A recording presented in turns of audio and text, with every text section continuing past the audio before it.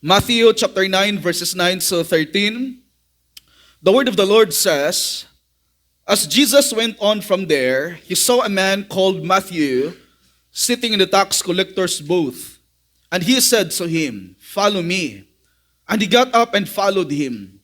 Then it happened that as Jesus was reclining at the table in the house, behold, many tax collectors and sinners came and were dining with Jesus and his disciples.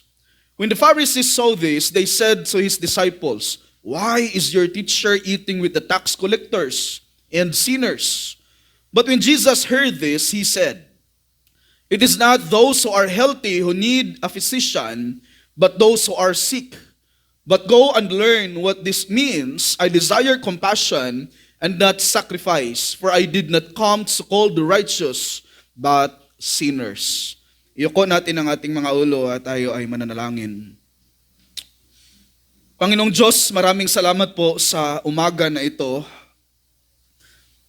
na inilaan ninyo, Panginoong Diyos, upang ang bawat isa sa amin na inyong mga pinabanal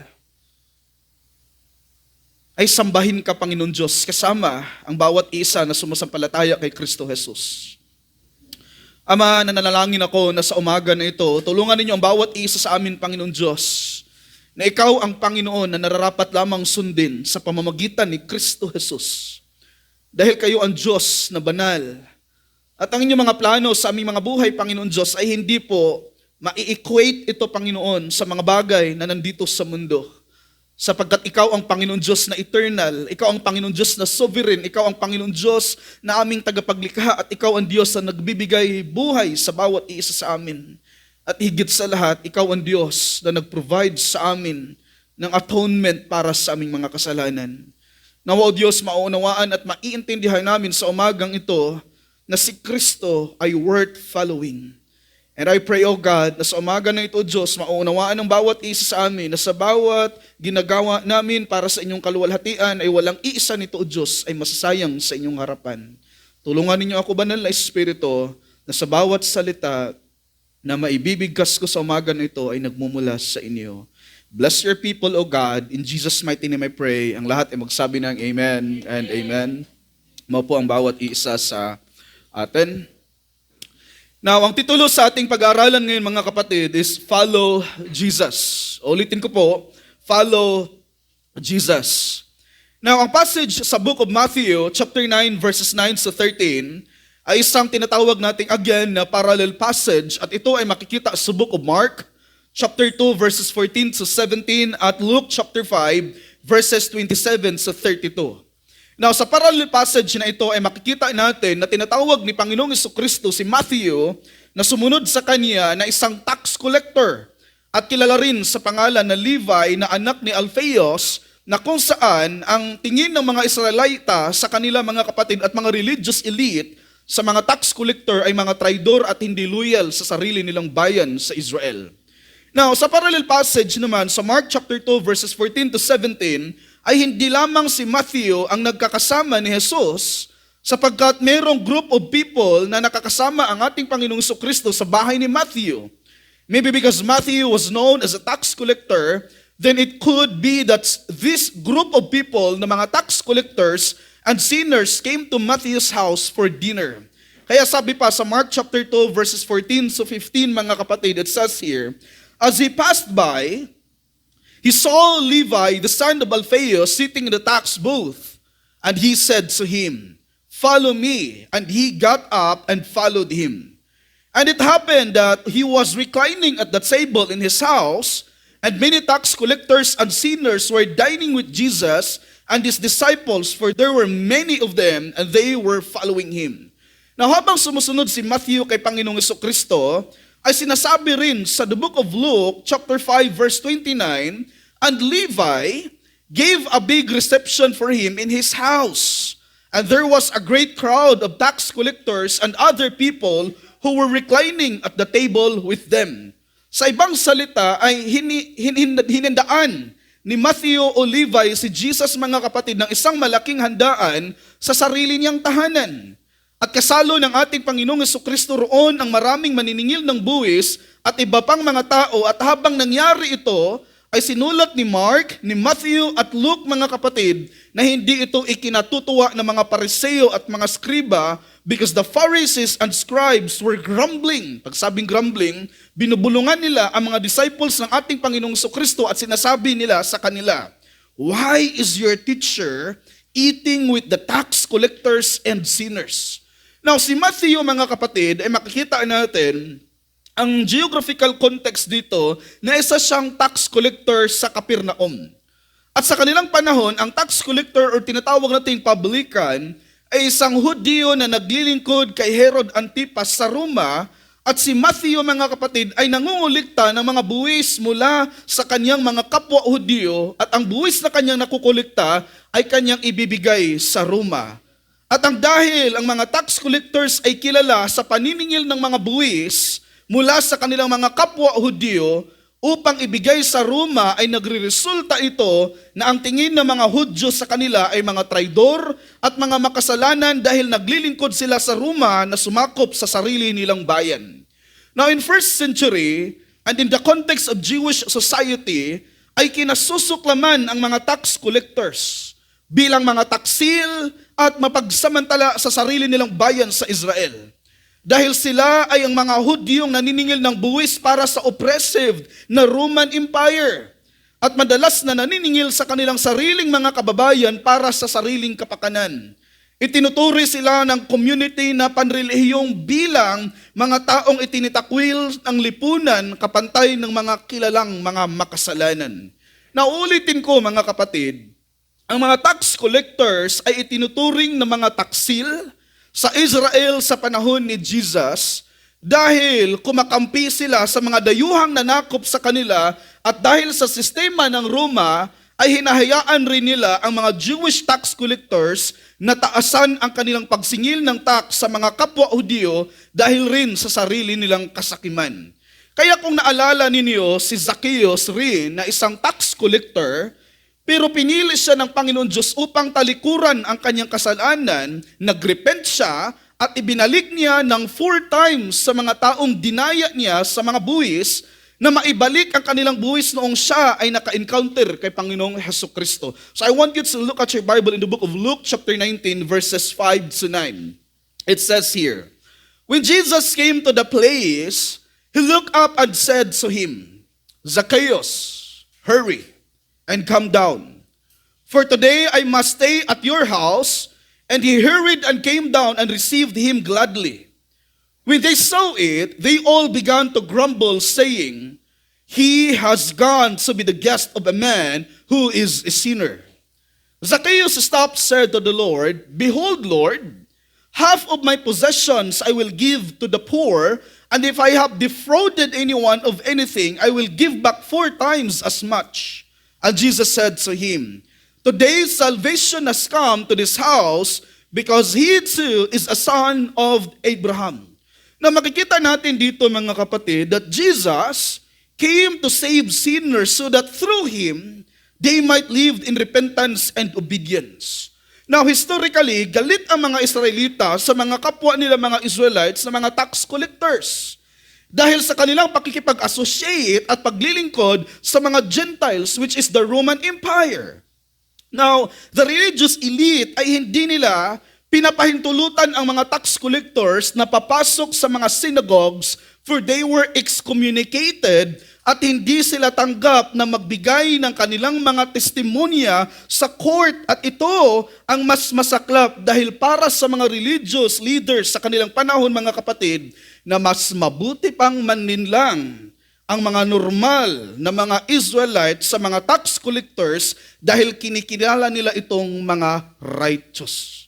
Kaya in this passage ay makikita natin na ang mga tax collectors ang isa sa mga halimbawa ng mga outcast, mga abandoned, judged, and rejected by men.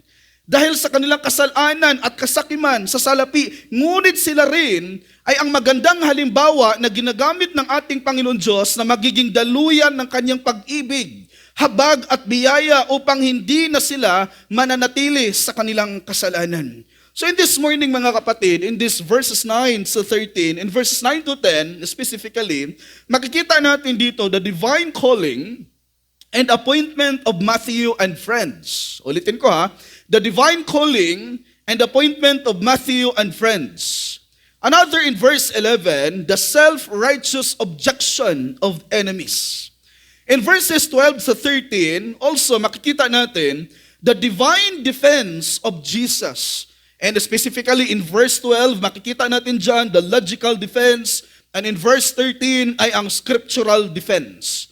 So our big idea states, repent, believe, and follow Jesus, for He came to forgive sinners and accept the outcast.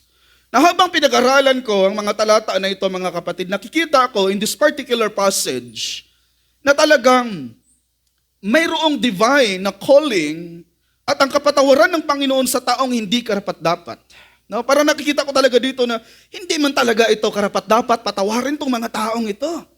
Lalo na yung mga tao, mga kapatid, na parang dinadaya nila yung kanilang kapwa, mga tao, lalo na sa context dito ni Matthew at mga kapwa niyang mga tax collectors.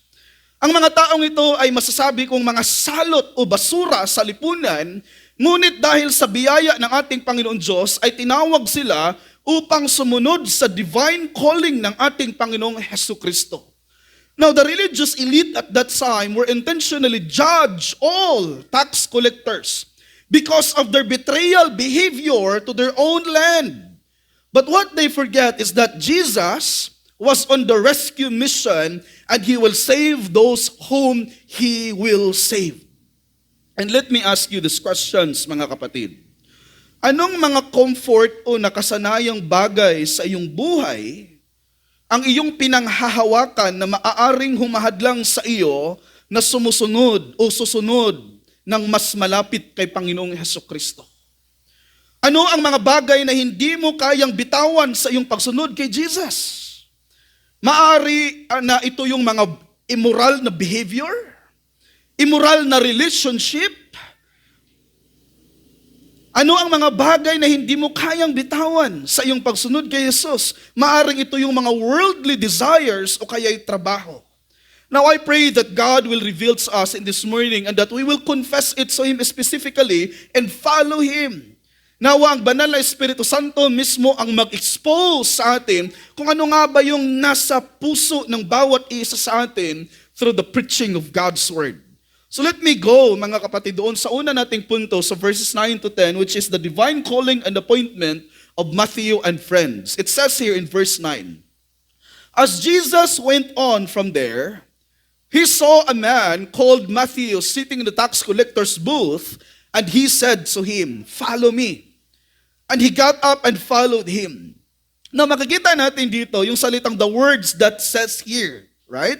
As Jesus went on from there. Yan yung una na statement na sinusulat ni Matthew, mga kapatid, sa another na senaryo na makikita natin sa mga talatang ito. Ito po ay isang another scene of the story na kung saan nangyari ito hindi na sa bahay, kung saan pinagaling ng ating Panginoong Hesus ang paralitiko na dinala ng kanyang apat na mga kaibigan.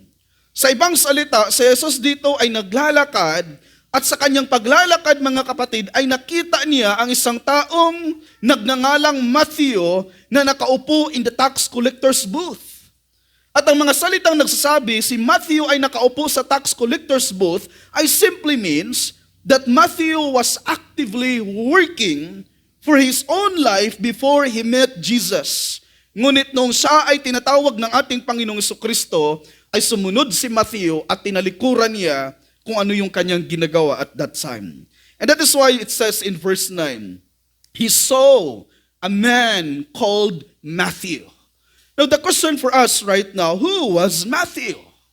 Now sa book of Matthew ay ginagamit niya mismo ang pangalan na Matthew, ngunit sa ibang parallel passages ay tinatawag siya ni Mark at Luke na Levi. Na nag-i-indicate ito, mga kapatid, that Matthew was a Levite. Now sa ibang salita ay talagang pure Jew itong si Matthew. At ang pangalang Matthew, mga kapatid, ay nangangahulugan na gift of God or gift of Yahweh. It traces back to the Hebrew name Mathityahu, which combines the elements Mathat, meaning gift, and Yah, referring to the Hebrew God. Now, Matthew was a publican at siya ay despised, vile, corrupt man. He was more hated than a Roman soldier. Isipin niyo yan. Ang mga kapwa niya na mga Hudyo, mga kapatid, ay mas galit pa sa kanya kumpara doon sa mga Roman soldiers na nananakop sa kanila. At makikita natin dito na si Matthew had a godly names. No? Hindi talaga ibig sabihin na kung ang pangalan ng isang tao ay Jesus, ay talagang automatically regenerated na yan nung pinanganak siya. Bakit nga ba? Kasi nga sa ating panahon ngayon, maraming mga Jesus ang pangalan pero lasinggiro at mamamatay tao. Right now, but this reputation, makikita natin, revealed otherwise. So the question is, why did the Jews hate Jewish tax collectors? Kasali dito si Matthew. Why? Because they served Rome against their own people as a collector of taxes. Now, by nature of their possession, their loyalty had to be to Rome. Therefore, they were traitor to their own country and to their religion. And nationals or locals of a country or province occupied by Rome could buy franchises that entitled them to levy certain taxes on the populace as well as travelers. So his power of taxation was unlimited and was enforced by the armed forces of Rome dahil sila mga kapatid, meron silang mga lisensya for extortion. Now he would accept bribes for the wealthy to reduce and falsify taxes and would then exact more from the middle and lower class. They became extremely wealthy. Tandaan natin yan. Because si Matthew, ang pinakamayaman sa lahat ng disciples ng ating Panginoong Kristo, yung 12 yung tinutukoy ko. Now, how does the Jews view tax collectors? Ano yung pananaw nila? Ang pananaw ng mga Hudyo sa mga tax collectors, mga kapatid, the publicani was buried from any religious or social contact with his fellow Jews. He was ranked with unclean animals. Tandaan nyo yan. Which a devout Jew would not touch. He was in the class of pigs. Grabe, no? Kumbaga yung tingin ng mga Hudyo sa mga tax collectors ay parang mga baboy na bawal nilang hawakan ito. Bakit ba? Kasi nga, para sa kanila, kapag hawakan nila ito, mga kapatid, sila rin ay nagiging unclean. Now, the tax collectors were ranked with robbers and murderers, and was forbidden to give testimony, and look at that, in any Jewish court. Judaism told him that he could never be forgiven. Yan yung sinasabi ng mga Hudyo para sa mga tax collectors, kayo ay hindi kayo mapapatawad ng Panginoon Diyos. No? Now, there are two categories of publicans. Ang una, mga kapatid, the gabay, ito yung mga nangulikta ng general taxes. Pangalawa naman, the maquis, nangulikta sila ng general taxes, unlimited latitude in taxing powers, and could attach a tax on any article or activity. Now, here is the progression of the categories. The gabay was despised. The great maquis was more despised. Ang mga small maquis was the most despised. Masasabi natin na ang mga taong ito ay kumikita nga ng malaki sa kanilang trabaho dahil sa kanilang paniningil ng buwis at pangungupit, ngunit ang tingin naman sa kanila ng community, mga religious elite at mga kapwa Hudyo ay mga traidor at makasalanan at mga taong hindi papatawarin ng Panginoon Diyos sa kanilang kasalanan. Ganon sila ka-rejected sa kanilang panahon, mga kapatid. Alam niyo, sa totoo lang, habang nag-iisip ako, masasabi ko na hindi mali ang pananaw ng mga Hudyo at mga elite religious leaders sa mga tax collectors. Dahil talagang mga makasalanan sila, mga traidor at mga walang paninindigan. Dahil totoo naman, ito, ang mali lang, alam niyo kung anong mali dito? Ay ang kanilang pananaw na hindi makakatanggap ang mga taong ito ng kapatawaran sa kanilang mga kasalanan.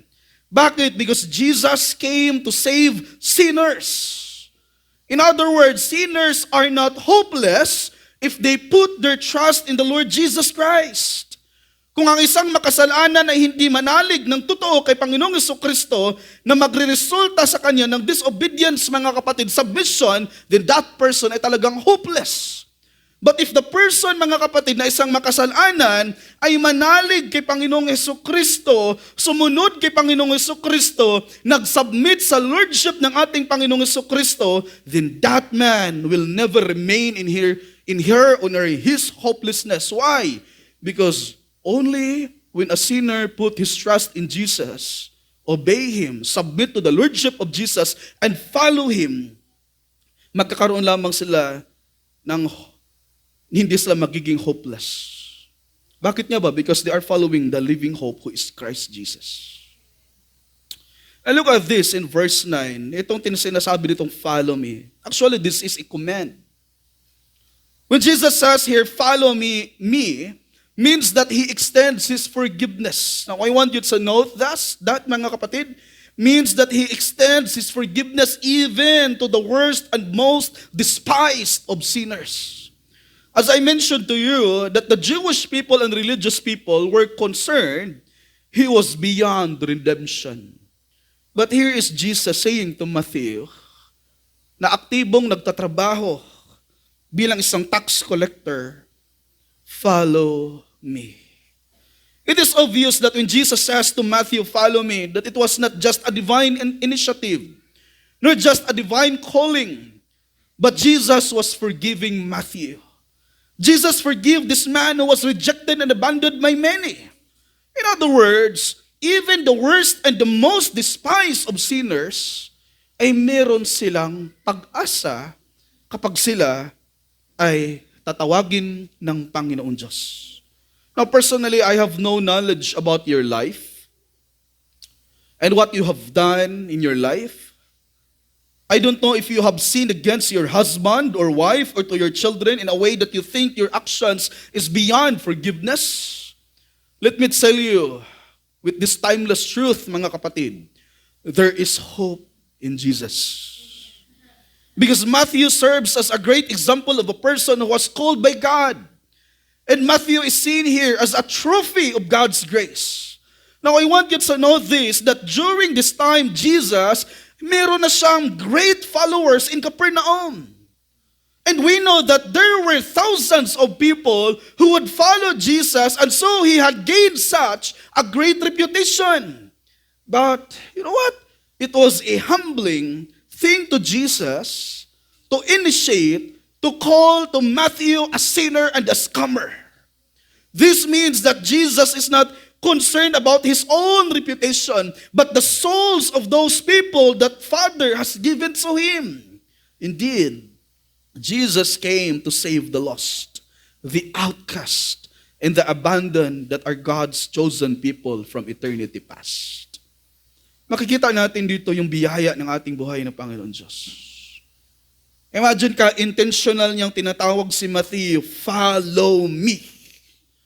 At alam nating lahat, mga kapatid, kung gaano karumi yung buhay ng mga taong naniningil ng buwis sa panahon nila. Imagine ka sa mga narinig nyo kanina mula sa akin. These people, si Matthew, this person was an outcast, but Jesus called him, follow me. Look at sa verse 9, it says here, ang response ni Matthew is this, and he got up and followed him. Now, I want you to go to the other gospel account of Jesus and see it to its parallel passage, because this parallel account helps us to complete the picture of this narrative, not just about a scenario, but even about the person or the Bible character is concerned. Look at in Luke chapter 5, verse 27 to 28, it says here, after that, he went out and noticed a tax collector named Levi, sitting in the tax booth, and he said to him, follow me.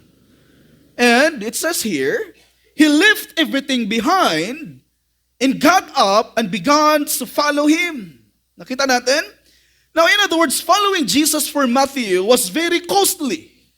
Ulitin ko ha, para kay Matthew, ang pagsunod kay Panginoong Jesucristo was very costly, because we are told here that Matthew left everything behind. Which means that he turned his back on everything that he had possessed. And probably if we make comparisons between Matthew and other disciples, we could say that Matthew left everything behind. of all the disciples, he made the greatest material sacrifice. Actually, Matthew is the wealthiest among the 12 apostles of our Lord Jesus Christ. We see here that when Matthew left everything he had, it means for good. He cannot go back to it because for him, his obedience to Jesus' call matters to him. Makikita natin dito ang pinakamahalaga para kay Mateo. At yan ay ang pagsunod sa tawag ng ating Panginoong Hesukristo sa kanya. Why? Because naiintindihan niya sa pamamagitan ng pananawagan ng ating Panginoong Hesukristo that Jesus is his ultimate treasure. And I want you to know this, brothers and sisters, the most important treasure in our lives is Jesus Christ. Siya ang pinakamahalaga. Para kay Matthew, all of the wealth and earthly possessions cannot be compared to the ultimate treasure in his life, and that is Jesus Christ. Indeed, earthly wealth, earthly possessions, and earthly achievements cannot be compared to the value of following Jesus. You know what? This is a great rebuke for us. Because some of us are not willing to take part in our own wealth as we follow Jesus, because we think that it provides us our greatest satisfaction. Let me tell you this truth, brothers and sisters in the Lord, that our greatest satisfaction will never be found in material things, but rather in Christ and in Him alone. That's why Matthew was willing to pay the ultimate sacrifice of following Jesus. Now, let me clear this point. This verse does not mean that when you follow Jesus, you will give up everything. But it means that if it is something that is required of you by God, then you should willingly surrender everything to Him.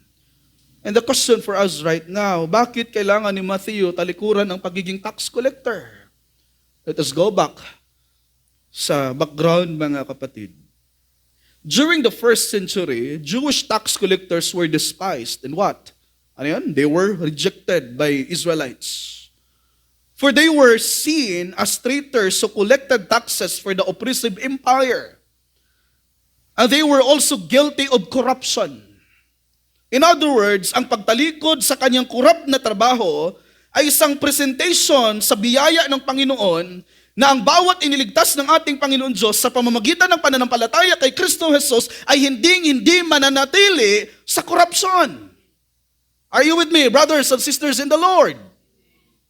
Kaya sabi pa ni John Piper, mga kapatid, by associating with Matthew and his peers, Jesus showed that the kingdom of God is open to everyone, empowering former outcasts to become followers and messengers of the gospel. Sa makatuwid, hindi iniligtas ng Panginoon mula sa pagiging backstabber, gossiper, rebellious, immoral, adulterer, and worldly ang isang tao para mananatili sa mga kasalanan na iyon. But He saved you to demonstrate His grace, His transformative power in your life. Sa totoo lang, maraming mga professing Christians ngayon na mas willing pang isacrifice ang kanilang pagsimba sa Panginoon kaysa sa kanilang mga trabaho.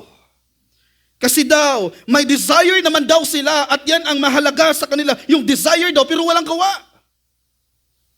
Pero ang tanging kamangmangan lang sa mga taong nagdadahilan sa mga ganyang klaseng kadahilanan, mga kapatid, ay hindi nila nakita that our actions is the fruit of our desires in our hearts. So the point is this, kung mas mahalaga sa iyo ang trabaho kaysa sa rest day mo sa Panginoon, then that's your master, that's your priority, and that's your treasure. Ulitin ko, mga kapatid, following Jesus is very costly. Why? Because it demands radical commitment, for it requires self-denial, self-dying, unconditional obedience, and unreserved submission. So, it means, if Jesus is truly the Lord of your life, you should give up the things that hinder your worship of Him. Kinakailangan nating mauunawaan na sa ating pagsunod kay Jesus, ay kailangan nating pagbayaran ng mahal At sa talatang ito ay si Matthew ang magandang halimbawa sa the cost of following Jesus. I really love sa sinasabi ni Pastor Mel Caparos sa kanyang sermon. Sabi niya, salvation is for free, but the subscription rate is very costly. The admission to God's kingdom is for free, but once you are in it, understand that the calling of God will require certain things from you. And I just remember a great man of God named C.T. Studd. Sino ba nakakilala sa kanya? Who was a well-known personality for he was a cricket player in England. Kung sa ating panahon ngayon mga kapatid, maikukumpara siya katulad nila Michael Jordan, LeBron James, Stephen Curry, or even Kobe Bryant. But here's what happened. At the age of 19, he was made captain of his team at Eton, England. And soon he was a world-famous sports personality. Pero alam niyo, but the Lord had different plans for him. He was attending Cambridge University, and once time, D.L. Moody visited the campus and gave an evangelistic message. And it was during this time that C.T. Studd surrendered his life to the Lord Jesus Christ. And when he surrendered his life to the Lord, he wanted to dedicate his life to Jesus. And he tried to bring his teammates to Jesus Christ. And all the people that he got in touch with, he was constantly sharing the message of the gospel. And finally, he sends a calling from God to go into full-time ministry. And so guess what? He did. Sumunod siya sa Panginoon. He offered himself to J. Hudson Taylor to become a missionary to China.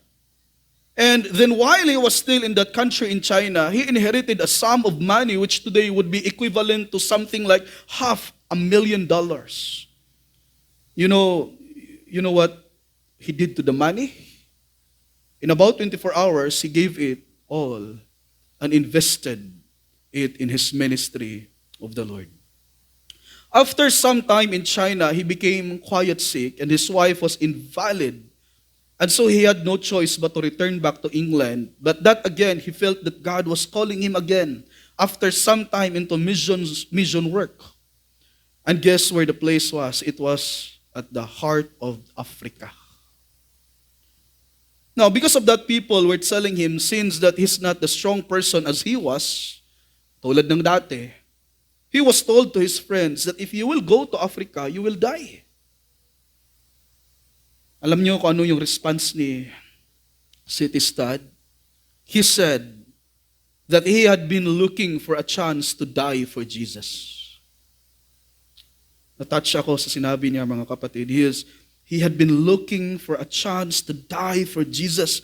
And this man was faithful unto death because he accepted God's call. Maraming mga tao ngayon na gustong mamatay na tapat daw sa Panginoon. I want you to listen with this. Pero makikita lamang sa simbahan sa tuwing birthday. Gusto daw na magiging tapat sa Panginoon Diyos hanggang kamatayan, pero makikita lamang sa simbahan kung ginaganahan. Right?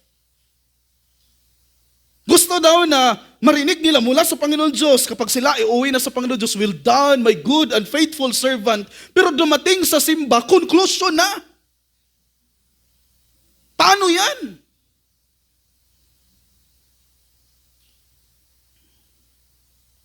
You know what? Maraming mga tao ngayon na gusto daw mamatay na tapat sa Panginoon Diyos pero hiwalay sa katawan ni Jesus. You know what? That's deception. If you want to die faithful to Jesus, then trust Him, obey Him, serve Him, follow Him, surrender your life to Him. Hindi yung, "Lord, pwede bang half tayo, Lord?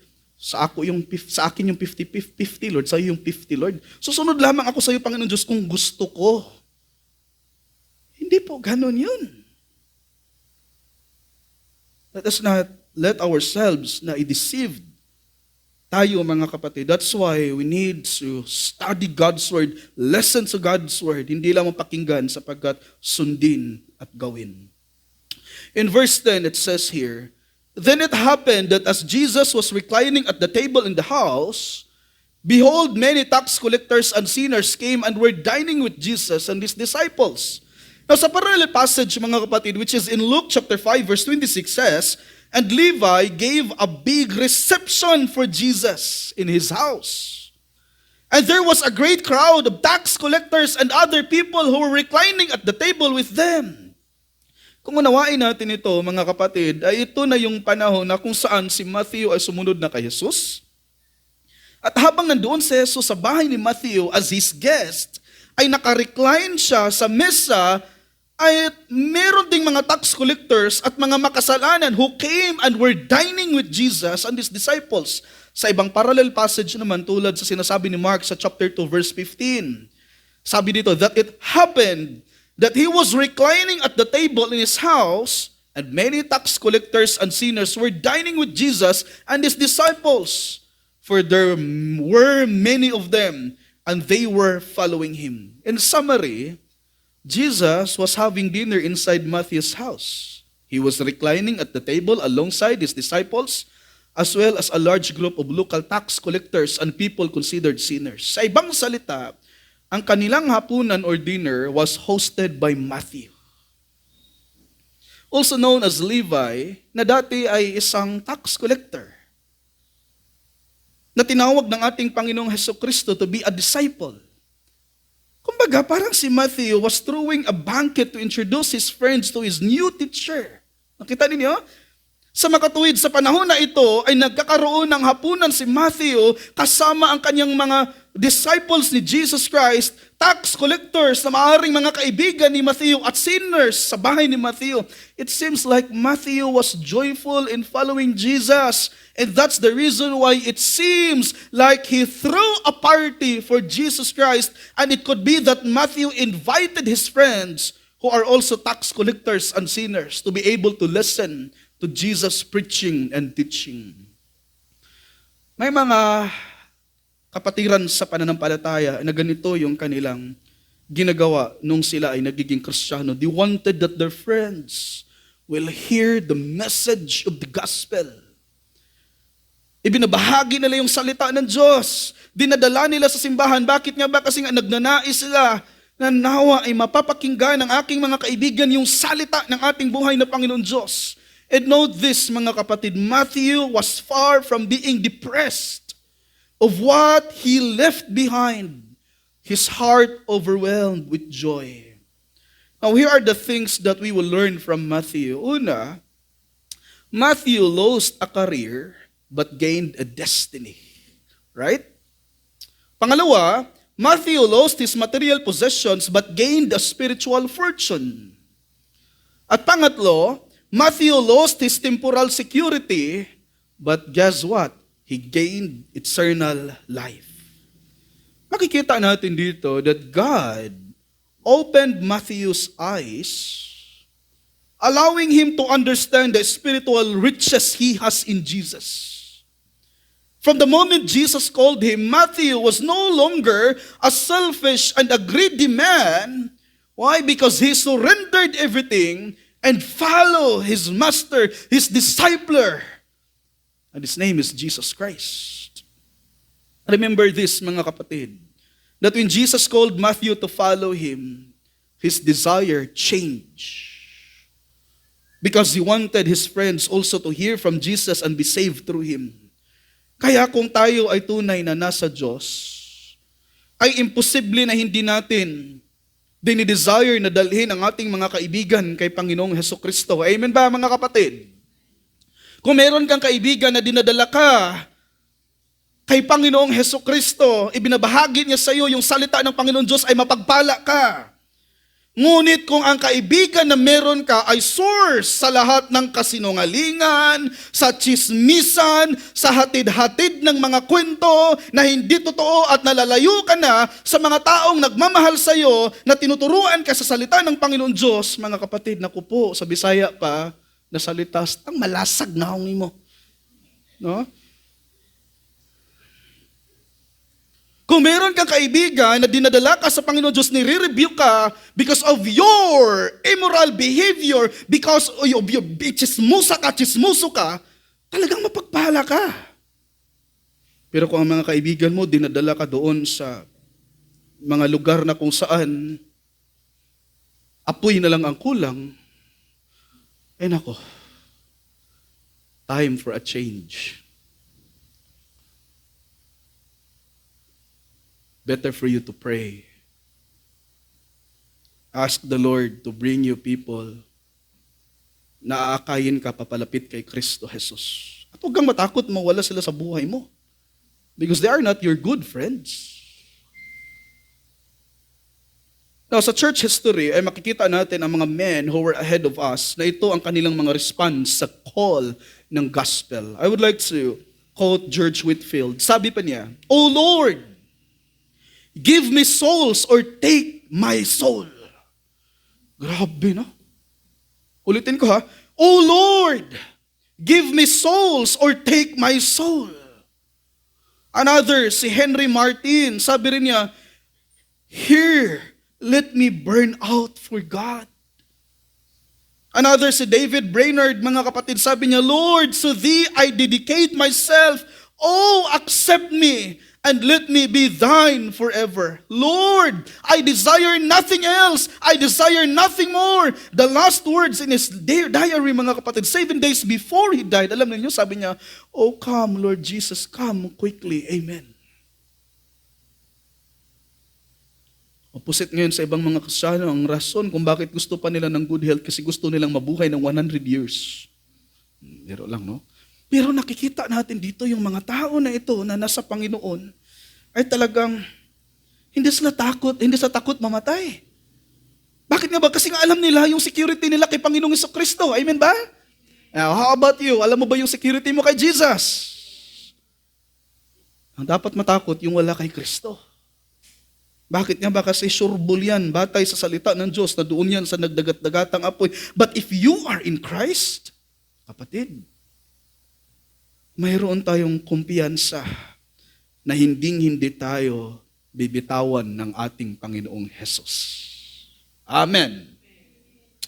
Another, si Dwight L. Moody says, "Use me then, my Savior, for whatever purpose and in whatever way thou mayest require. Here is my poor heart and empty vessel. Fill it with your grace." Another, si John Mackenzie, sabi rin niya, "O Lord, send me to the darkest spot in earth." Grabe, no? Yung gusto niyang mag-mission sa Panginoon. Another, si Praying Hyde, "Father, give me these souls or I die." Si John Hint, sabi rin niya, "Lord, save Fiji. Save Fiji. Save these people. Oh Lord, have mercy upon Fiji. Save Fiji." And the point of quoting these people is that their hearts changed when they met the Lord Jesus Christ. And I believe that ours rin, na bago at binago ng Panginoon Diyos nung tayo ay nakaka-encounter kay Panginoong Jesucristo.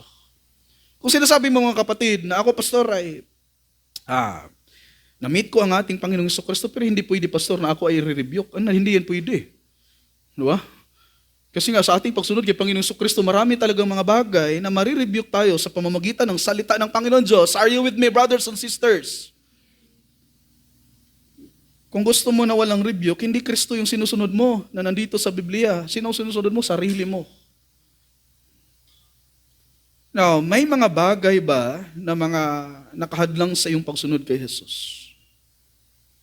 Ano po, pastor?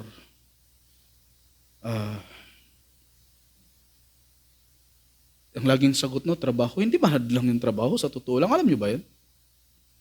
Ikaw lang yung humadlang kasi. Ikaw lang yung gumagawa ng komplikadong mga desisyon ba? Tama ba? Right? Blessing man yung work. Amen. Are you with me?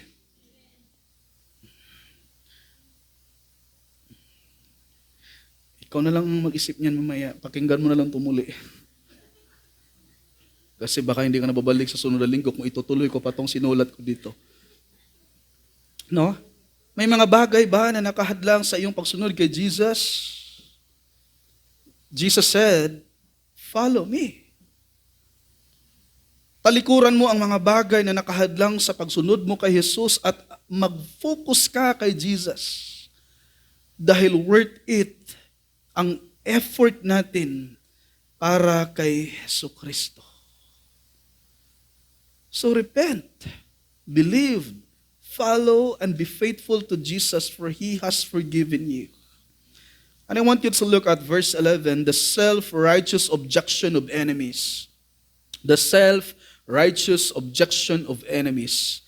Sabi sa verse 11, when the Pharisees saw this, they said to His disciples, grabe no? Kung nasaan si Panginoong Hesukristo, sumusunod rin tong mga chismoso. Di ba? Napansin niyo? Basahin ko ha.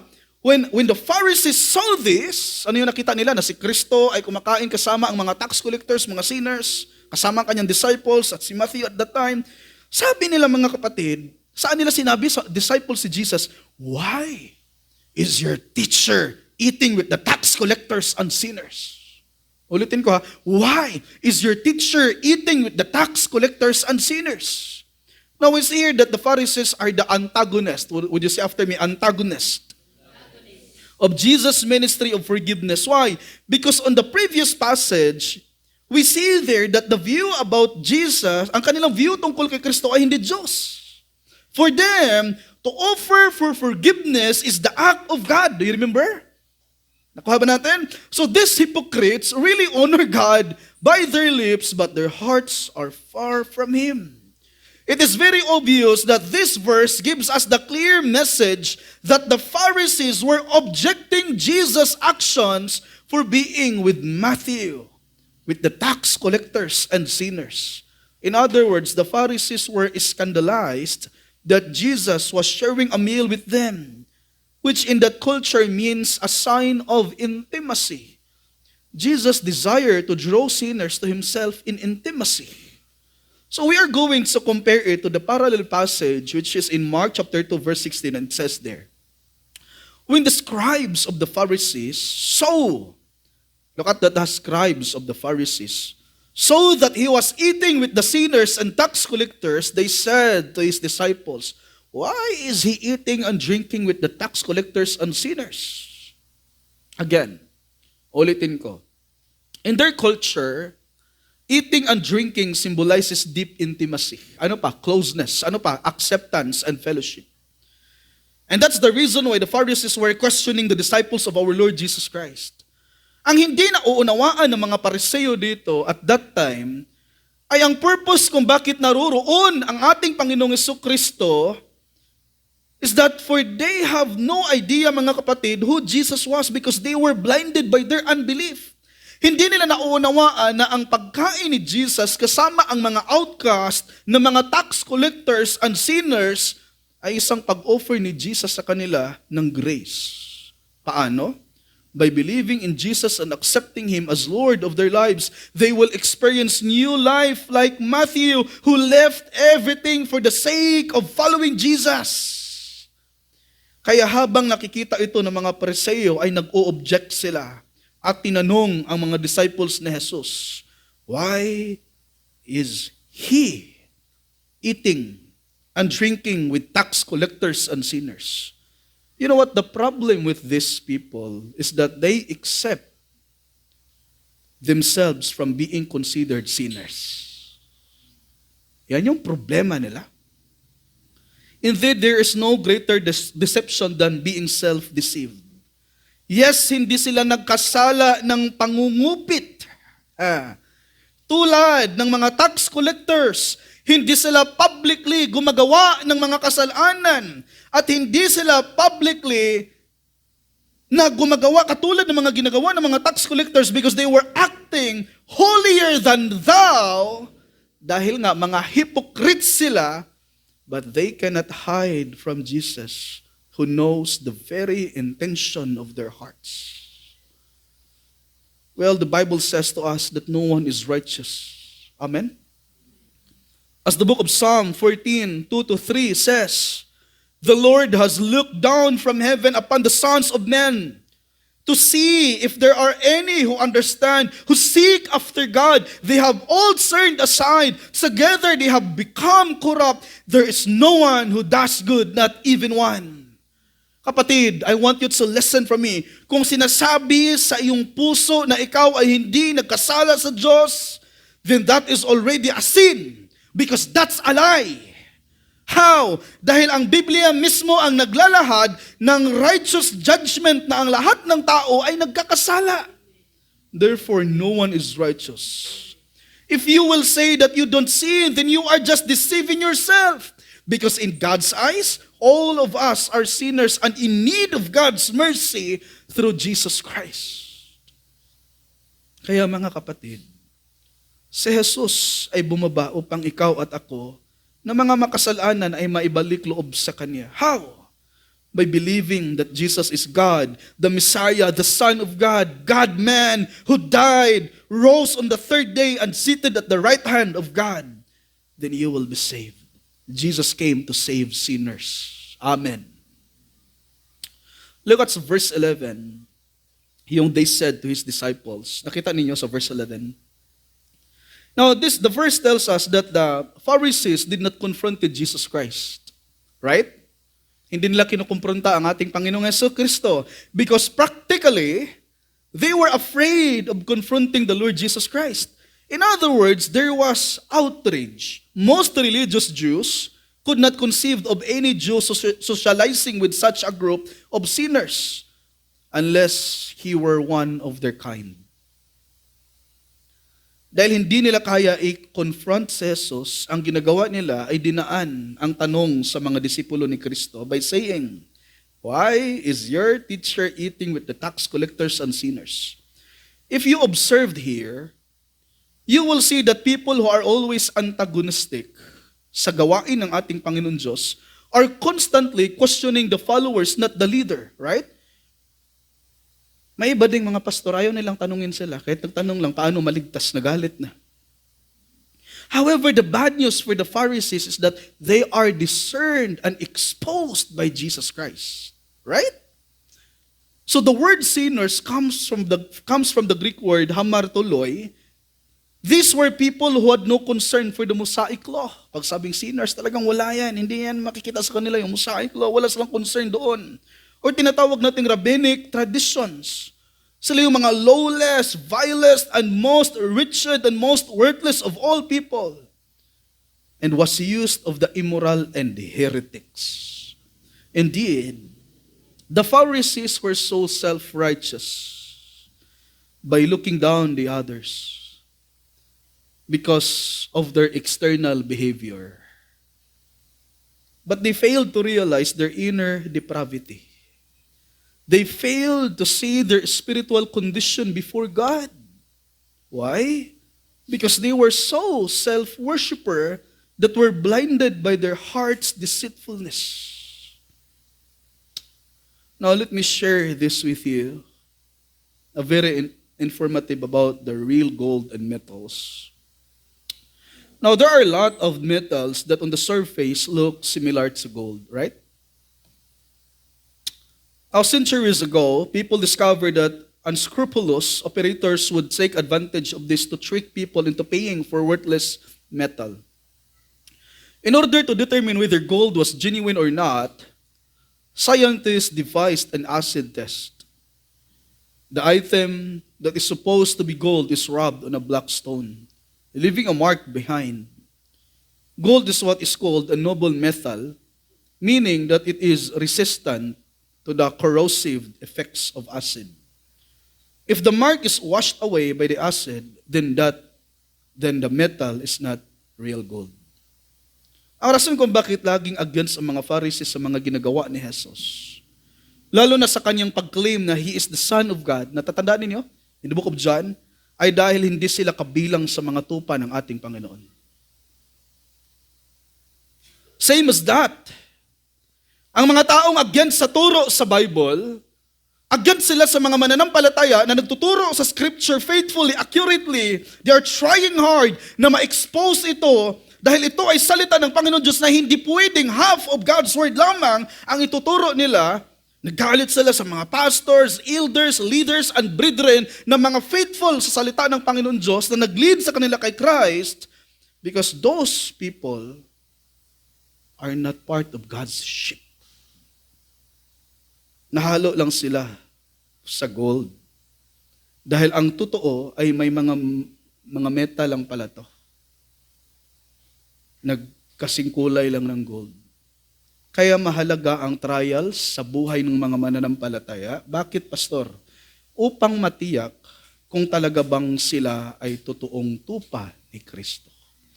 Mahalaga ang patuloy sa pagtuturo sa salita ng Panginoon Diyos. Bakit yan ba? Kasi alam nating lahat na ang susunod lamang sa salita ng Panginoon Diyos ay ang mga tupa ni Kristo Jesus. Yung mga hindi sumusunod sa salita ng Panginoon Diyos, alam nyo na kung sino sila. Amen? Kung sila ba ay sumusunod kay Kristo o hindi. Kaya nga sabi pa sa previous na mga pinag-aaralan natin mga kapatid, you will know them by their fruits. Actually, in biblical principle, hindi lamang po yun applicable sa mga false teachers, but even sa mga false Christians. You will know them by their fruits. Kaya let us look at the final two verses about the divine defense of Jesus to the objection of the Pharisees. Verse 12 to 13, the divine defense of Jesus. In verse 12, logical defense.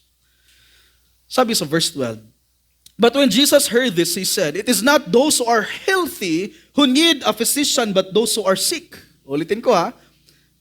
Napansin ninyo, when Jesus heard this, grabe yung pandinig ni Jesus, no?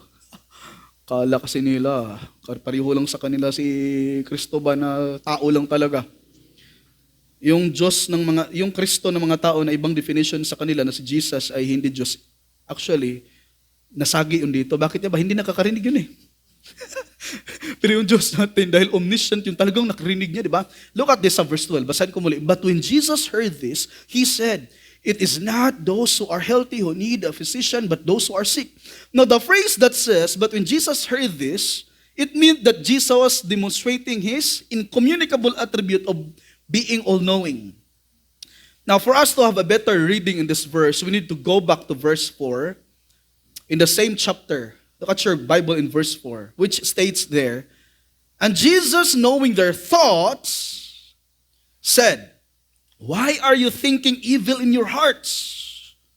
At dito sa verse 12, Jesus heard this, he said, it is not those who are healthy who need a physician, but to those who are sick. In other words, Jesus knew the scribes' unspoken evil thoughts before they even spoke them. Therefore, Jesus is God. Amen? Now, we all know Jesus demonstrated his omniscience to reveal his divine nature to the Pharisees. However, they were blinded by their unbelief, and that's why Jesus exposed their failure to see their wickedness. Another, in this particular passage, Jesus was using two kinds of figurative languages, and that's our metaphor and irony. Now, this is metaphor because Jesus was saying, those who are well have no need of a physician, but those who are sick. And this is also an irony because the religious leaders were criticizing Jesus for dining with the sinners who were actually the ones spiritually ill. Right? While the sinners they despised were the ones receiving spiritual healing. Yung dinidespise nila, ito yung nakakatanggap ng forgiveness, ito yung nakakatanggap ng spiritual healing. Pero itong nang criticize, sila yung mga totoong masakitin. Right? In other words, Jesus was using irony here when he used the word healthy. The Pharisees thought that they were spiritually healthy. They did not see themselves as sinners. Para sa mga Pariseo ay mga spiritually healthy sila. Tama po ba? No? But Jesus here speaks ironically to prove his point that those who come to him are sick spiritually, while the Pharisees who questioned his authority are physically healthy but spiritually dying. So the person who thinks he's righteous, you know what? Shuts himself from God's mercy, as the Bible says to us in Matthew 5:3-4. Blessed are the poor in spirit,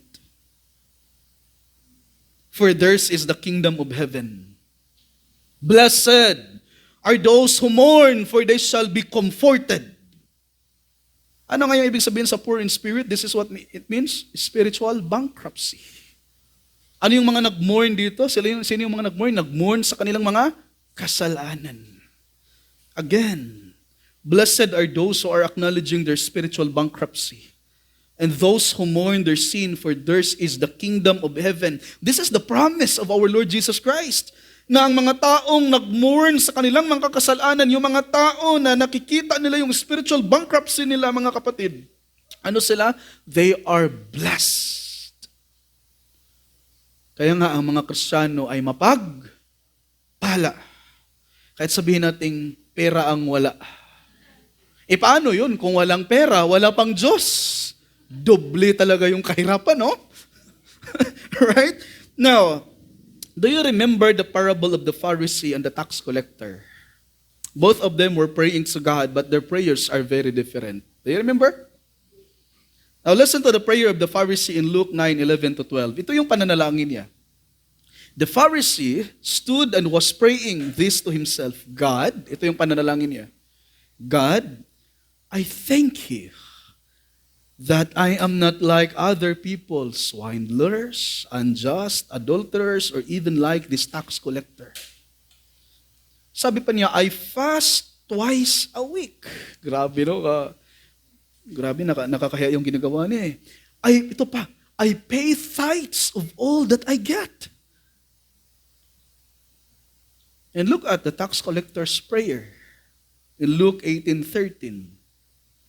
But the tax collector, standing some distance away, was even unwilling to lift up his eyes to heaven, but was beating his breast, saying, God, look at that ha. Ang kanyang panalangin, sabi niya, God, be merciful to me, the sinner. Now, Jesus concluded this story that the man who went to his house justified is the one who repented and was asking God for mercy, which is referring to the tax collector and not the Pharisee. Why?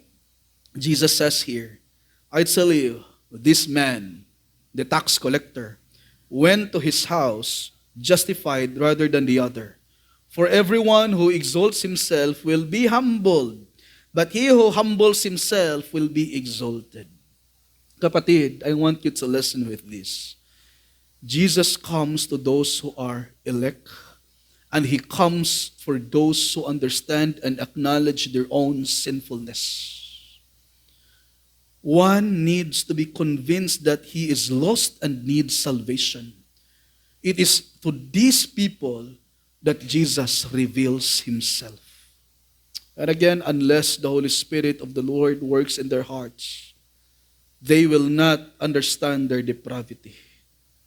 In other words, ang talatang ito ay hindi pwedeng gamitin bilang isang lisensya.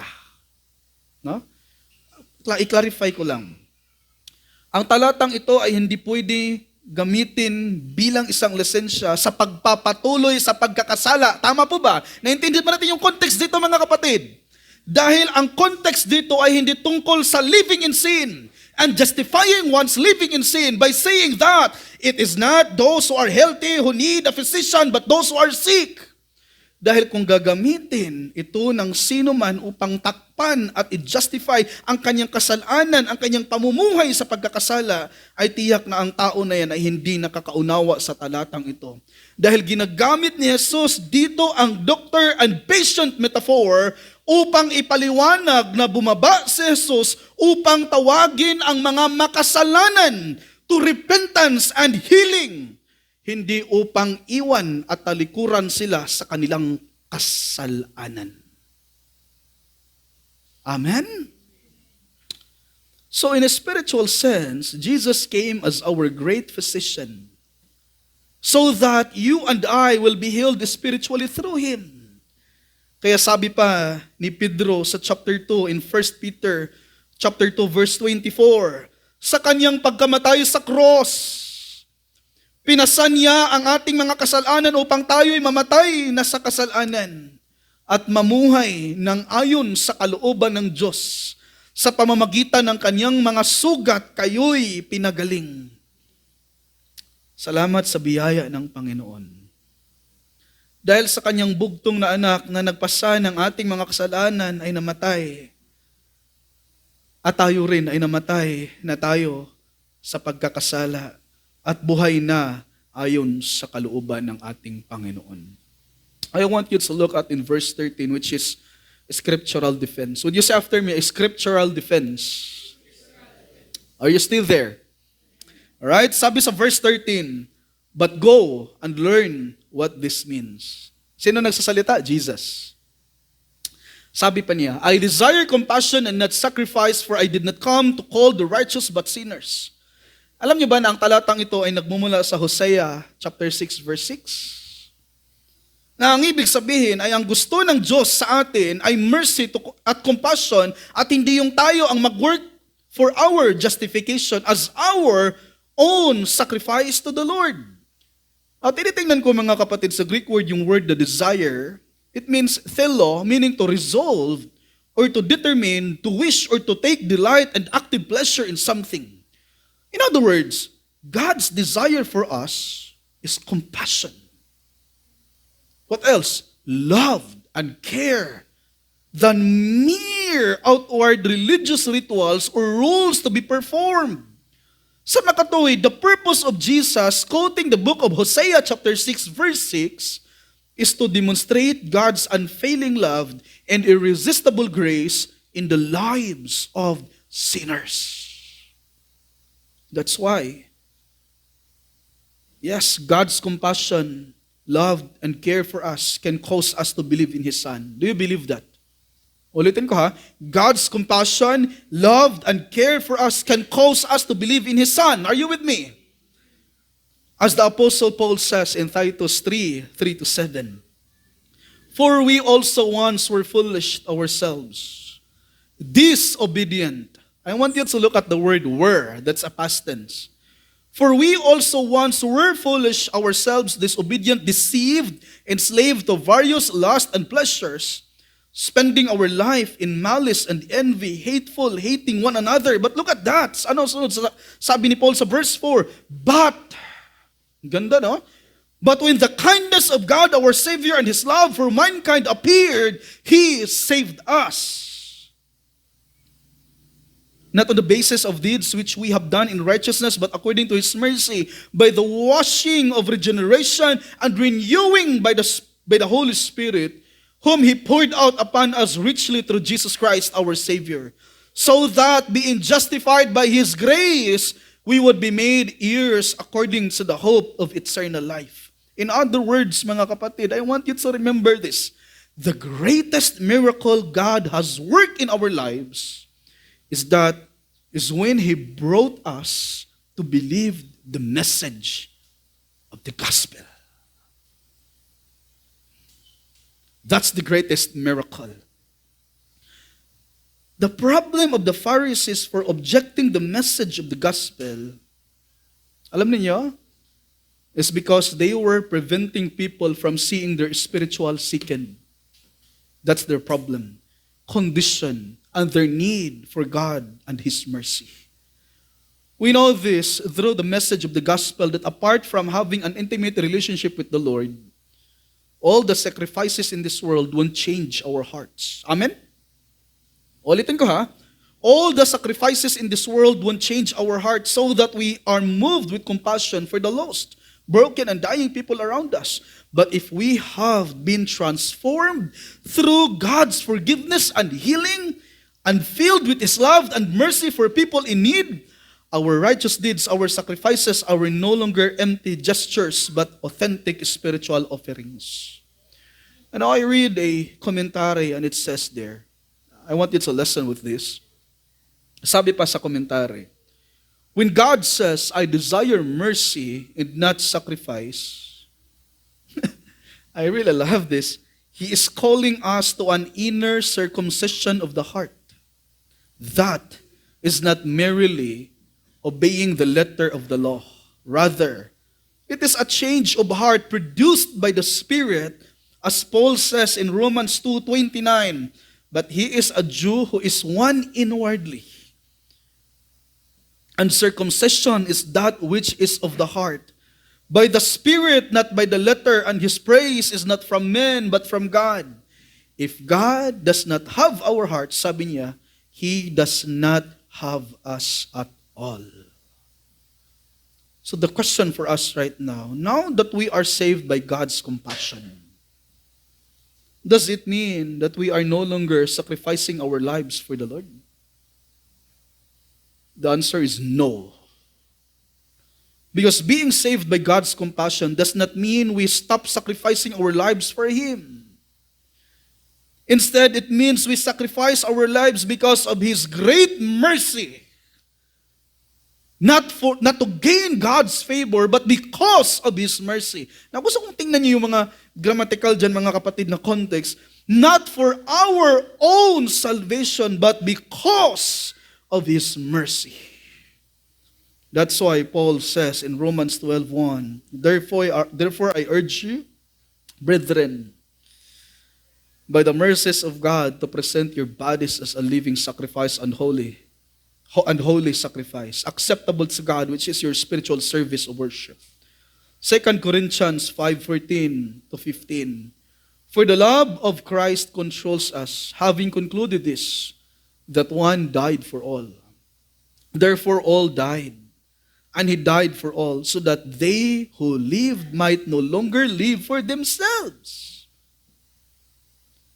but for Him who died and rose again on their behalf. Galatians 2:20, I have been crucified with Christ, and it is no longer I who live, but Christ lives in me, and the life which I now live in the flesh, I live by Spirit in the Son of God who loved me and gave Himself up for me. In other words, it is really impossible for a person na nakakaranas sa biyaya ng Panginoon Diyos na nagiging passive. Right? Why? Because our salvation is proactive. Once we are saved, we will seek God. We seek God because we are saved. I hope naintindihan natin. We prioritize God because we are saved. Hindi tayo naliligtas sa pamamagitan ng ating mga sacrifices, but your sacrifices, our sacrifices, ito po ang manifestation na ang Diyos ay nasa sa atin. Lastly, allow me to quote John Piper when he said, work and sacrifice for the Lord are understood as a joyful response to God's grace. I really love it. Rather than a way to earn salvation, right? Believers offer their everyday lives as living sacrifices and do all their work heartily for God's glory. Yan yung mga mananampalataya. And as I reflect on this passage, I see Jesus' compassion and mercy towards sinners, unlike the Pharisees who prevented sinners from seeing the message of the gospel. No wonder the people who followed Jesus, like Matthew, left everything they had because of the gospel. Matthew did not leave everything to God to be accepted, but he left everything in this world because he was forgiven and accepted. His decision to leave earthly possessions for the sake of Jesus is his response to the message of the gospel. Now, to be honest with you, I am so grateful sa Panginoon Diyos for giving me a wife that sacrifices her career for God's glory. Dahil siguro kung hindi siya nakapag-asawa ng pastor, ay may bright future to eh. When it comes to material possessions, because she's smart than you know. Alam niyo bang nag-exam siya for a licensure na walang review center? No? And sa panahon dati na girlfriend ko pa siya, papunta na ako mag-propose. Oy, with blessings yun sa pastors at elders sa church. Pinagpiprayahan nila kami. nag-work siya ng night na shift sa Cebu to pay her bills. Then the day she took her exam, nakaka-amaze yung grasya ng Panginoon one time. Wala siyang review center at the time, hindi siya pumasok. Yang asawa ko ay ayaw nga niya pag-usapan yung mga bagay na yan. I'm not telling you with that para ipagyayabang ko sa inyo. Hindi. I'm just being grateful to God for His work in the life of my wife. Dahil kahit hindi siya nag-review center, ay take one niyang nakuha yun at hindi niya ipinagkakalat sa kapitbahay na top-notcher siya. Kaya noong nagkita kami, sabi pa niya sa akin, na-meet ko na yung tao na mas strong pa sa akin ng personality. Siyempre, Kaya sabi ko sa kanya noong kasal na kami na mapagpala ako. Pero alam niyo kung anong kasunod sabi ko? Mas mapagpala ka. Now, going back to my point of sharing this truth is because my wife wanted to serve the Lord. Indeed, alam niyo ba, sa totoo lang, mas willing pa nga siyang iwan ang kaniyang trabaho kaysa sa pag-serve niya sa Panginoon. Pero dahil kailangan, kaya hindi muna siya agad-agad na umalis. Bakit ganito siya? I do believe because of the Lord's grace. Not because my personality is stronger than her. No. Kitang-kita ko yung biyaya ng Panginoon Diyos sa buhay ng asawa ko. Na minsan kapag natutulog ako madaling araw, nakikita ko siya mananalangin. No? Nagbabasa sa salita ng Panginoon Diyos. And it makes me fall in love.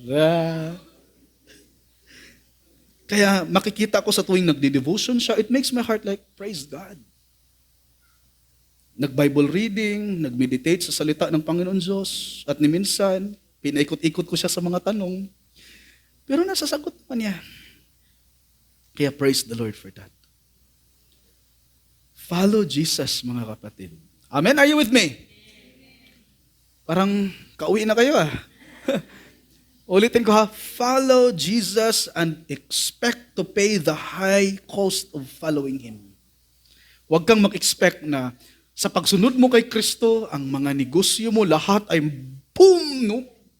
Wala na, dumami na pastor, salamat sa Panginoon. Pero nung nawala, pati siya nawala. Huwag kang mag-expect ng ganun. Those things, mga benefits na yon sa pagiging anak natin ng Panginoon. Ulitin ko, follow Jesus and expect to pay the high cost of following Him.